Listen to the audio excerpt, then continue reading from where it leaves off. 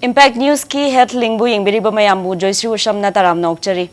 Ngasigi health lingi topic asi pregnancy related complications at delivery and treatment process. Haibadi angang unabada thengnaba yaba khudong thiba sing amasung laying pathap haiba asini. Hiram asida khana nainabi nabagi damakta Impact News ki studio da lengshin duna leire Dr. Dhaneshwor Phijam, Consultant Obstetrics and Gynaecology, Shija Children and Women Center, and former Assistant Professor CMC Vellore, Dr. Bu taram nokchari. Dr. ngasigi health lingi topic asi ina hojikta panjakare pregnancy related complications at delivery haibasini. The complications sing je khangdringai da ahan ba makta da normal delivery haibasi karino haibasi doctor da thamjege. Koi normal delivery haragadi koina yamna minimum assistant haragadi koi operation natana adagi kusukulaisin adana normally koi normal process taro pokpa aduga pokpida popular matungda koi yamna healthy or mama amasung healthy or anga ama phambase sida normal delivery haina khangnagani aduga kai mo koina operation to aduga khulai tharga loktopasingdi normal singai mokoi abnormal haira khangnagani. No, doctor, normal delivery is khulai thaba haibaze ina question am hangjaning baze ko even forceps comma seasonaraga angang deliver tawtarga di normal nati haider natte mokai so normal nati aduna moi minimum assistance haije koi yam da vida mateng panga pokpuda. Okay, thank you doctor. No aizare mathang da hangjaning ba kano question asi kano normal delivery di kaino khangabani na complications sing normal nataba complications angang unabada thengnaba yaba khudong thiba mayam se complication mayam se kupna khara thambiu doctor koina pregnancy mirol bagi matam je tha mapan haina khangnai sigi tha mapan gi matam sida any problem dum tholok pa yai adu bo koina ngasi pom da gi matam naksalak pa doina khanaraga di akoi gi ahamda khangba yai je kogi tha mapan sudana pokpa gi problem ama lei yai akoi preterm haira khangna bje tha sudana pogadi magi tha sudabagi sida pokpje normal oiba yai natraga operation taro pokpa yai adubu sida mama di thodona problem ite sida adubu poiba angang di problem lakni ma do phajana develop tawdamnina so hom wa ba khotpa mayama problem lakani tha sudana pokpje mama di thodona problem ite angang ni aduga tha suru matung pokpadana koina aham yeng yai je kogi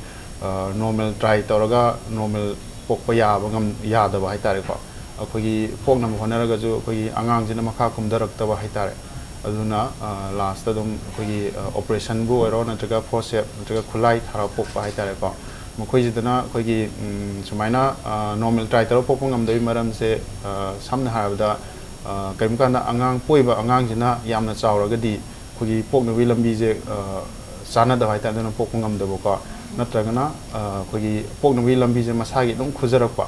aduna normal 3 kg gi anga moy ga dum pokungam daba adu kai makandana angangi position je kita phaiga mawang ta dan lerega di normal pokungam de mokoi angang sana oblique paina ga leiba khotpa oblique khakta ta ko gi makok na makha da lerega ko makok se ko gi mamai jina mamang lom leiba te maning leiba hai lakane ko adu ba kitang ona tenaraga di normal pokungam de mo je phanamang normal try ta ju dum operation natraga khulai da tara kane bako no doctor matang sida angang gi position je chai cha de have se ultrasound yenga khangba ngambara natraga khutna judum touch toroga khangba ngambra kugi ultrasound toroga di ayamna khangba ngami je angang je phaina leiba natraga mathun makha da leiba simni khangba ngangwani aduga normal try tarokanda angang je makok na makha le kanda normal try tagodabne bako adu masida koina sidi ultrasound kya wara koina khutna yengbo kanda kogi angangi makokse karom ni kamaina leige do phaira lebra khopa do adu maina khangane adu dang khangane bako khutna yeng kan do angangi position je sum hojik phaina leiju kaino kaimpa hat kano matam khra lerega mai position do onjara kani kaina haiba je sibu chumbaro na adu chume kogi angang je koina ahamagi tha nipan bokse sidi angangi position adum honga leine bako adu da koina ultrasound tawdu angangi position thiru be su da kar oi deba hayeng ma tha su jar kan da ko maton onjare bako angang char manung angang ani hum gak tane ba mana normal position la oi dawse adu makhoi sigi angang ahum sigum je moi makhoi je tane koina mathun mathak makha da leba dai oblique oi pain leba ko ba kai je pok podagi stubborn or pok tringai ri stubborn oi wangang phagin na haibani ko ado doctor no hozik keno panbi hi bada keno position gi matang na khara panbi khre ate to pasu khra hai atai jina khoi normal try tau dringe da haidi normal gi pukna ba hau dringe da khoi angang gi naufam placenta naufam hai je khoi gi matam chadana kairak pai ta ge manung da ko almaina tawraga di yamna emergency case tawra kane bo ko sumaina kairaga di miroli mama je mabuk khaga na ba horakani aduga makha da e chatpa ko khopala kane bo ko ade angang je lengoi bo ko moidun abruption haina khangne bo ko naufam matang chadana kairak puje moidi di dum matam chane ngaudraga di kidney failure bo orakane bo kyam serious oge mama gi angang din mayam matam da hingande thenga ga di si ka placenta kai baje kari na maram oi si je ayam tam da physical activity na oi doira physical activity je trauma akoi gi sok khop di haya ba ko kai accident thok da kan na thengjan ba ko pa adugo akoi na thengno adugum di khara rare oi adu yam maru di akoi gi mirolim to da bp yam wang kanggu se bp wang blood pressure wang di sumaina naufam kai wi chance risk yam wang lei moi de aduga mathang naufam jo asina kai wi le na ko amana naufam makha yam chathar le ba koi placenta previa hara khangna bse koi naufam je mathak wai da lei ge dong le ba angang khau gi mathak ta adu kaingwa na makha da lei ba yawe sumaina makha da lei je koi gi thana ngi da ultrasound taraga u bu le ba ko u ra ju hayang moina thayam ja ka maton na ka kha sagi ba ko adu khara khak tane moi ju makha da le hau di je aduna thana ngi da ultrasound to kan da placenta naufam ji makha le na mi pai wi thudong na leite ba ko hayang tha mana tha tare tha ni pan sang da adum ultrasound taraga confirm taw dong ne ba ko naufam ji mathak da ka kha khabra ran jaga adum lei ri bra na aduna haibadi beginning of the pregnancy tha ani hum aswai da makha chatha targa su pakhaningai kem leite aduna pakhaloi dong ne ba ko adumai dum lei bagi condition do khani me adum ka kha jagi ne ba ko angang na hayang angang khang na chawra kan da aduga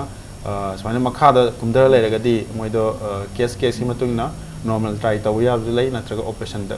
dakar le bzu lei ba ko atai to pa specific case kumbagi complications si labor koi heart disease kumbagi je koi heart ki laina na ba miron bi singdi krayam na section ba dakar oi makoina sumaina heart ki laina na ba patient amana koi pregnancy plan taragadi miron ringe de hona moje doctor tana ga damnu ko makoina tana ga doctor je heart ki specialist cardiologist ama tana ga dawni aduga gynae ki doctor amanga tana ga dawna makoi de ki recommendation law dawne ko akoi jangang plan tai haji kai taw bo ya ge do ko adana mogi heart ki condition do optimum yamna first stage de le ga di pregnancy try taw ga dawne ko kai mai heart to sola ga di matam nga hen ga dawne ko adum le gani age atopa complications kano labor atopa di atopa je hajik like bp kumba wang ba heart kumba na ba je moi doctor chatle haira je do moi gi doctor na hidak pirak na chari haira je or even psychological disorder problem labor sing ko depression labor kumba or any other psychological problem ado doctor na hidak pirai hidak se pregnancy da affect taw gadra natraga chaba lep ka dori bra nate adu am da habiu khoi gi pregnancy gi matam da chaba ya da hidak se pangyam yam de ayam na dum chaba ya ba ko adubu khoina yari gai chaba ya na chaba di fatte ba ko dakar oi da di char oi da ni ha ga dom ne ba ko aduna pregnancy matam da yari gai hidak se kakthana ba hona ga dom ne ko dakar oi udang cha ga dom ne ba ko aduga dakar oibni matungina magi side effect lairaga ju dakar dun helaga di dum chaba mathau ta gane ba ko aduna heart ki patient amana pregnant oiraga magi cha ga hidak to kakthaba ya di kakthani nataga di dum continue to gane ko maduna angang da soinai ba ko di ham tang na thokani de gi duga thank you doctor duga hozikan ji ko normal delivery je yam normal delivery budi lay adu ju cesarean tawraga or c section haina ju kaunare ko operation tawraga angang pokpa je gi chang ji am wang khalli si kari gino aina kana points kar haizage ko diet te gira hadi angang ji miroling aina doctor na vitamin meam protein meam si chasalo si thakjalo hakchang phana ba aduna mama ju hakjang phagale manung ge angang ju sum chaw khalabni na normal delivery se taw ngam de haina ju haina ko adagi khara mana haisina hojikan di khang ba kan da badagi awa do pam da badagi dum yamna laina dum paisa khara leire na paisa piraga operation taw thoe kaina ju haina ri adagi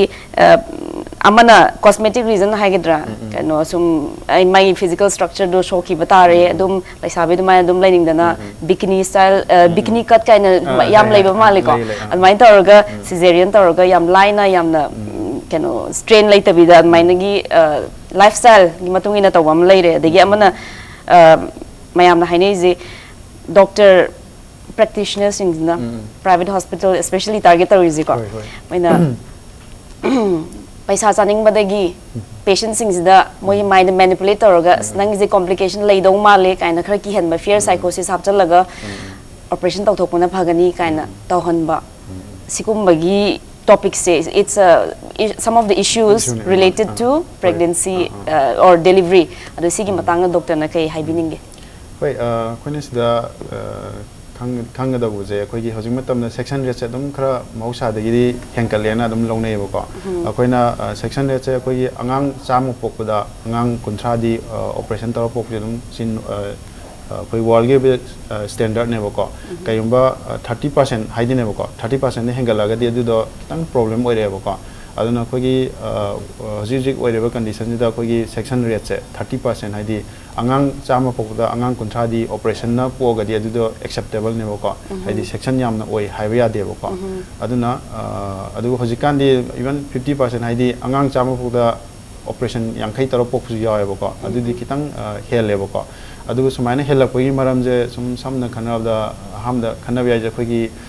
genetic pool de sorak pa haitare ko khoi thaina di angang normal popung amoi da mama jing da dum problem oi dana khoi ayamna si ba yaw ba ko mokoina siram ni na mokhoi gi asoi ba genetic pool do dum mang re ba ko hajing matam di sakhalak matungna angang popung am da jing ju operation ni khangde instrument tor khulai thang ni khane pom ni na mokhoi dagi angang amon da angang khubagi jin do adu mathang mathang nakhom khubagi chathara ku do ko aduna masagi khujara ba mama du di dum mathang jum pokpong am roi ko normal do ko mokhoi dum section je tarak ko aduna sigi angang naw kari sigi angang pokpoi lambi gi khubagi jin je som accumulator ko hai tare ko aduna survival of fittest ki mobong ne bo si je adu ma le ni aduga atopamna hajikan je khoi operation demand da lak hai tare ko akoi normal try towning da ba some any reason dagi han bangang wer jadum operation dum direct to bi haibo ko family na mama papa family na or couple dun ra mogi any reason dagi ko adumaina demand lak ko adu moi sumaina lak pa demand lak pa patient population je doctor ju refuse to je kitang problem wer ko koi hajikip matam jida kai mo kona refuse to ga asnang ni normal dum try to dum ni harga try to ga hen kai normal try to ga 100% kanam guarantee pingam de ko kai mo operation on da tara ga di nungai na da bhai tare ko koi na dum operation to jage ha ni hajikti chamana re ha do ko aduna moina patient demand to dum operation to wi gi ko patient gi wish to matang na adaya to pom na koi gi family de gi support wat bhai tare ko akoi miroli ba mama di angang unabagi level nu pusala mama di dum puge kitang na pe dum law khong taw ne ba khoma di dum kham ngam dam ni no ko ma di dum ayam to dum operation taw bi dum request to bo khoi do ko do khoi na oi ri film ni yanga nang ji dum matam khara ngai ba ya ga ni kitang ngai go angang ni condition phari da angang kum da dum phajane lai ko li hai ba ko adu ju ma di dum adum do kaim da ta de ba ko hai di na ba na hem ni sen sam da sang de mo di ko adu da khoi gi family kangbu ju support to bi hota dum isanu pije wow re yeng mangam dre doctor operation to biro koi kham ngam dre kai hai ko sumaina to ba si yam khalak pa da digi mota we imung manung family gi masi ni khang de mama ni moine ju support to bi nang ije dum hajik phari ye matam kitang ngai go ibyan ma khang kitang ni kui roi ka have do adu oi da ba moine hen ki pakhatna operation to thok piro na hai ba adage topamna khoi fear of litigation hai tare ko khoi sumaina delivery try to kanda kaimo problem thogadi moida khoi litigation to rokadra na to ko adugi aduna dum problem thokting da operation to ho bai tare ko adugum su lai Thank you, Doctor. Matang aswai da break ama logjage break ki matung da doctor na takpi khraba complications sing je kamai na mayok na gadage haibadu khana jage. Break ki matung da amuka hana taram na okchari. Doctor na break ki mamang da complications sing mayam haibi kre adu da na aina khangjaning ba mana I haba hi hathaba bleeding problem je siju complication ama oido mali doctor na khar hoi koi angang unaba matam da I hathaba haragadi koi postpartum hemorrhage haina khangne ba koi term da sijina kamai tawge da koi tham apan sumna pureba angang khauje chawna leina ko sijida angang hek pokwa moje pixel ka dawne ba koi puksi yauna khoidau mathakta chawna lemje angang hek pokwa khoidau gi makhada pixel ka dawne ba ko adu kaim kan da maina picthab jing ngam da le ba ko haidi angang khauje dum chapsala kan da mai I thok da lep khidine ba ko chapsan bangam da bai tare aduna I je dum thok le ba haidi amram na ga khoi khut da chok kan da khun nam pressure pi I khakku da adu ma ne ba ko adu maina angang khau chapsan bangam da bai tare ko adu sumaina chapsan bangam da je khoina patient je si patient ji sumain I hathagani sidi hathor haibje kanam haingam de ba ko sidi just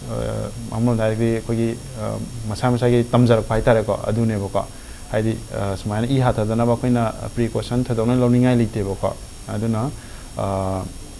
sumaina I hatharagadi khoi yamna urgent treatment da kar oy ba ko khoi mabu senariba doctor adagi laiba staff na mayamdana yamna active oy bam da kar oy ba ko haidi I hathare haragadi khutakta magi kapya ba hidak mayam kapkani adagi blood bank dagi I ga khutakta laraga support to godone ba ko adugumba ngamdragadi kitang moije lying bo wai aduna khoi service te active service sam da ka oigani aduga blood kutak te blood pibam da ka oigani aduga khoi angang khau chapsan da chapsan mangam da hidak mayam ka ba da ka oigani hojiki I hathaba haije kano even na kano C section da ju adum taw gani animak da du anima khoi C section dum taw aduga khoi patient group khar le ba ko khoi smaina I hathagadi henna problem oi bje moijina kamai ta da khoi smaina miro lakpa kan da masai I khara wacha bje enemy ko ba enemy masai khara I wacha da mo I je moin hathagadi hana as moije dum problem oi gani khotak I pi bangam da aduna bokhaina check up to kan da maram ta hemoglobin I test ta je ka I je khara low oi gadi moije dum I kitang hatha da ka moije kano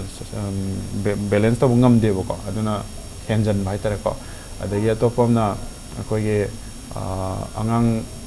twins phaibo ka yaw ba moije ka han angang khau ji chaw ina ko aduna moi sigum risk kitang lai to angang phaibok si hojikti yamna mari manga yaw bo su yaw ina ko adudi moi di C section na option je laitre adudi angang je kana ani yaw de yam normal try to ya ba ko ani ho buse ahum mari manga sura di kitang yamna kana to normal je try thona de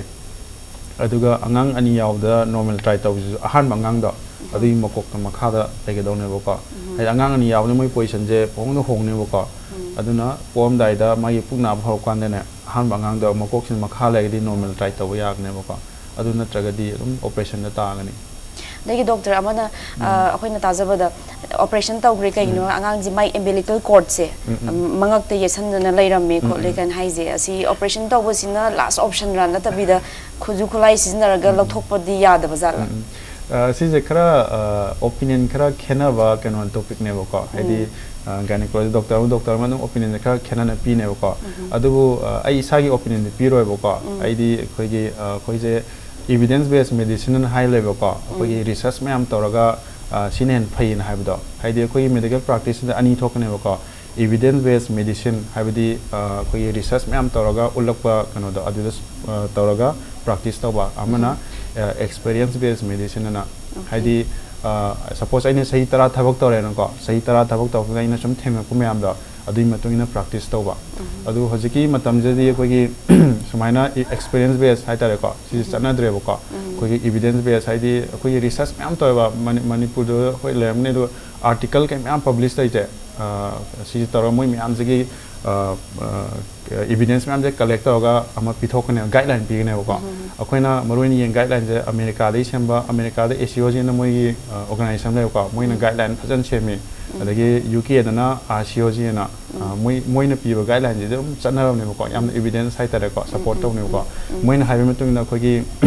na umbilical cord naupam mari je je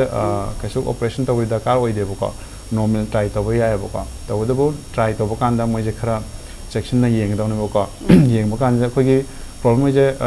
ma ti yalam ni na ko gi angang je kumdar bo kan kem kan da naupam mari ti lagadi lahat kan ni ko adana magi fetal heart magi mihunda adu honga kan ne ko adu do mihunda honga ko do adu do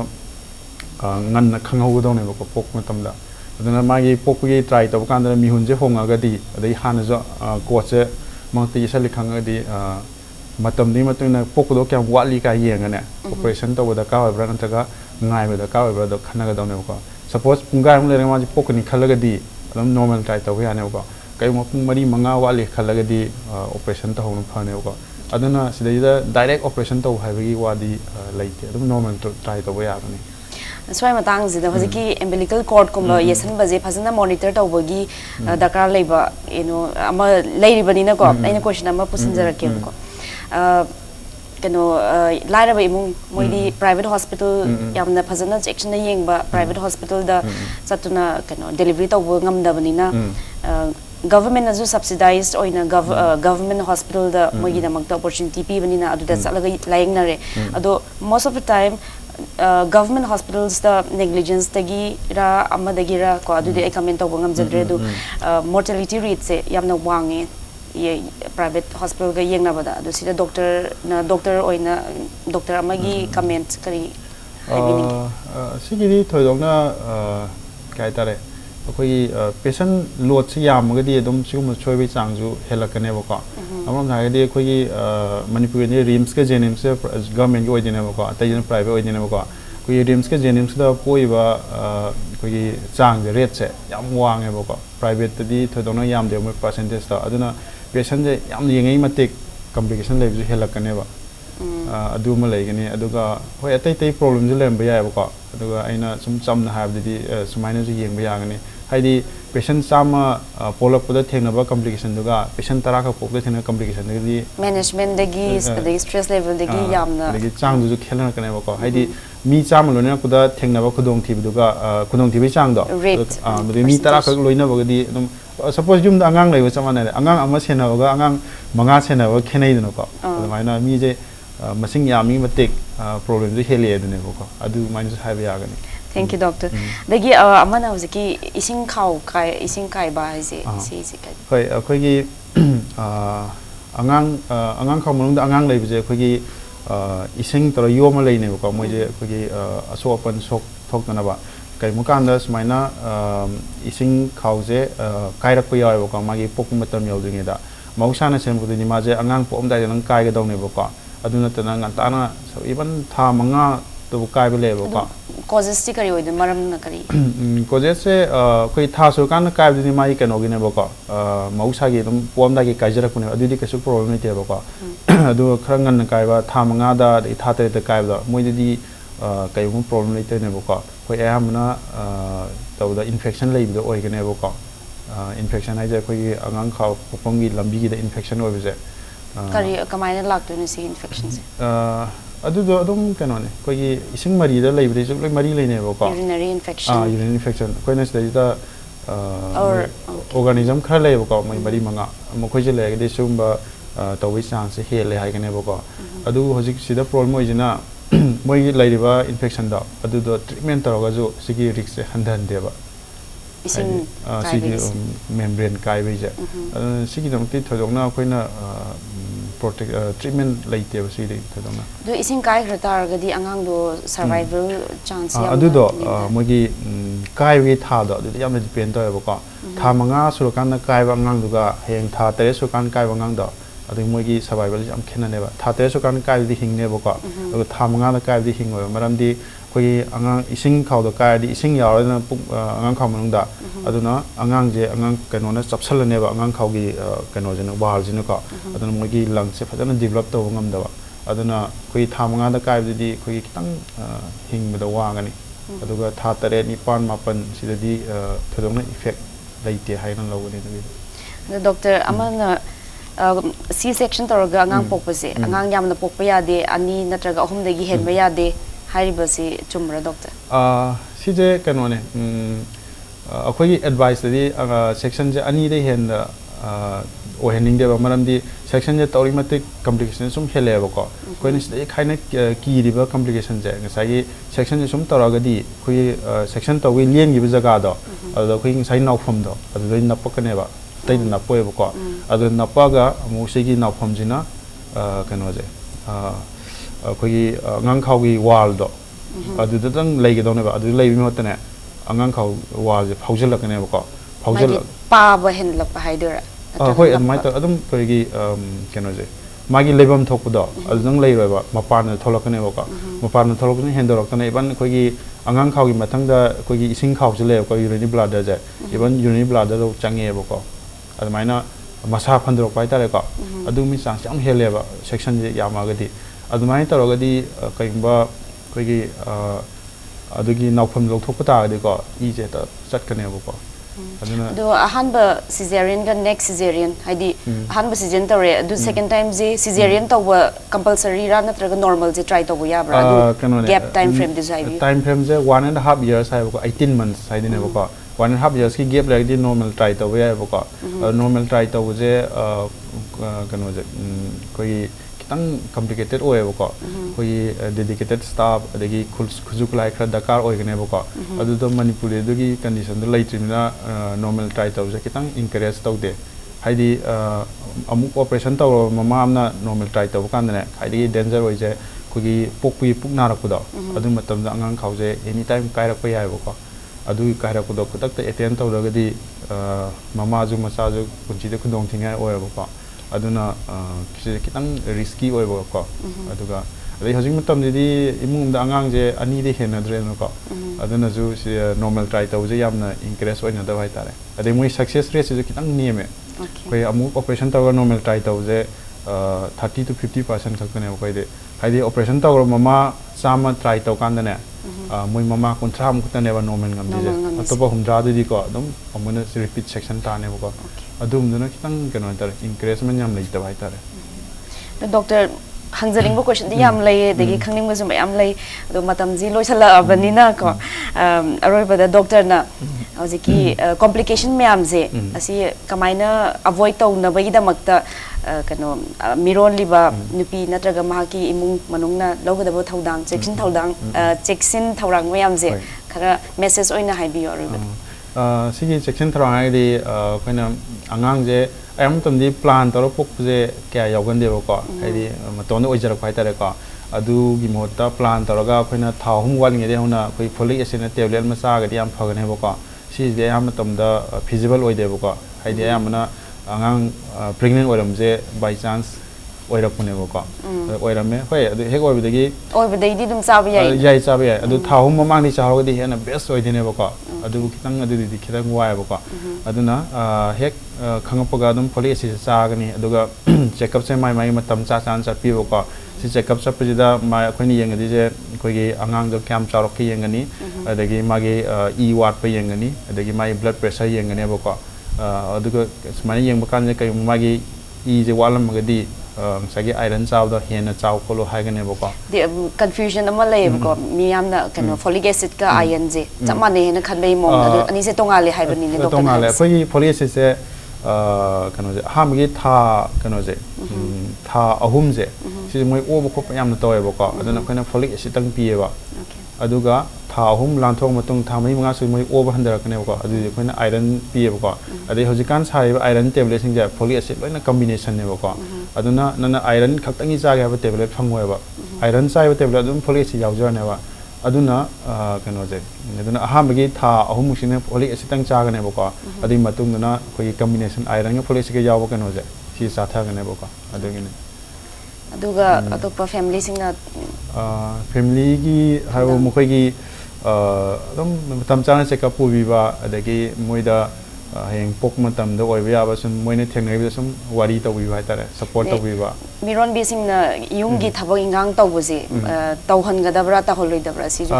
thabak se koin wai sana de normal patient ami one sarna ne ko haidi थोदोनो problem नहीं तबा अमम हारगदी मागी checkup चप तो लोइना normal होबा ई वाट तबा BP वांग दबा sugar वांग दबा अदगी हार्ट की प्रॉब्लम नहीं तबा पेशेंट मी ओइने दिको अदम युमम की थबक मचा मचा अदम तव यागने बको हाइदी आई मिरोल इनि हाइना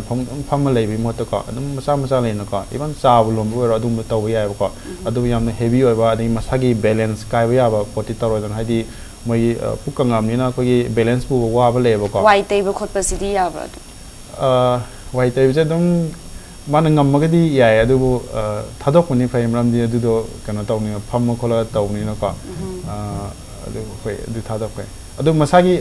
खोइ मरोइन यंगदि जे बैलेंस कायबजे खोइ तुहल लोइ दने बको मसागी ग्रेविटी की कनो जे होंगे बको पुकचे चावरामनि नदुना अखोगी तुगन बे चांग से वांगे बको अदुना मसागी बैलेंस कायबा थबकति तौरोइ दने बको Thank you so much. Doctor na adongi yamna chillaba schedule manungdagi matam kaithokpi damangta yam nungaijare doctor thagachare. Akoi doctor na hoji high gre folic acid matam chana chao adagi timely check up adagi kano family gi thaudang mayam na cooperate tawnaraga adum delivery si gi complication mayam je phajana ngakthokpa ngamgani haina doctor na panbigre matang aswaida ngasi gi impact news na sandokchaba health link gi topic asi episode asi matang aswaida loishinjare taram